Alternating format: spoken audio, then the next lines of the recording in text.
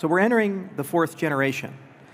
And it's the hardest of the generations because it's not just one thing. With privacy, you also need identity.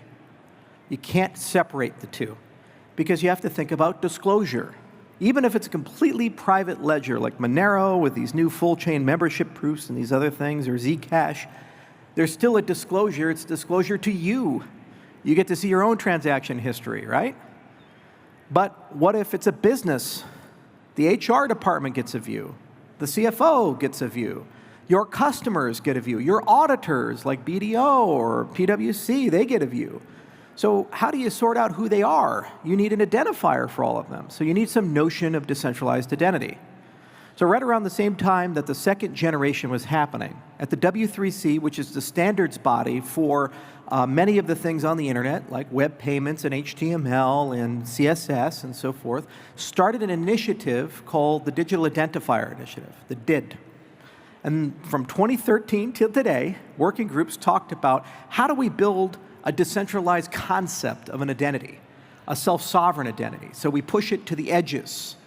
Because typically identity, it lives with middlemen, brokers, your government, your bank, your exchange, some institution KYCs you, they create a profile for you, and it's neither portable nor your property. They say, what if you own the identity?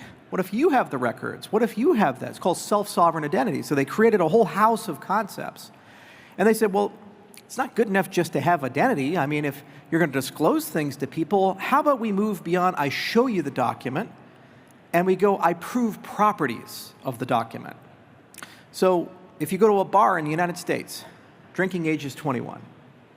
So when they say, hey, I want to drink, they say, all right, well, prove you're over 21. How do you do it? You show an ID. And they know your name.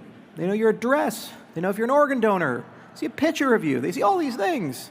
OK, well, they're really only asking a question. Are you at or over the age of 21? That's it. That's all they need to know. It's a yes or no question. But you're revealing too much. And what if they take it behind the bar and scan it or take a picture with their phone? Now they have a copy of your ID.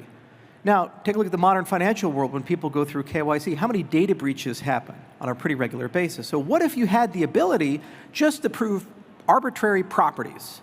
I'm a US citizen. This is post-tax money. I am over this age. I'm an accredited investor. Yes or no? Turns out you can do that.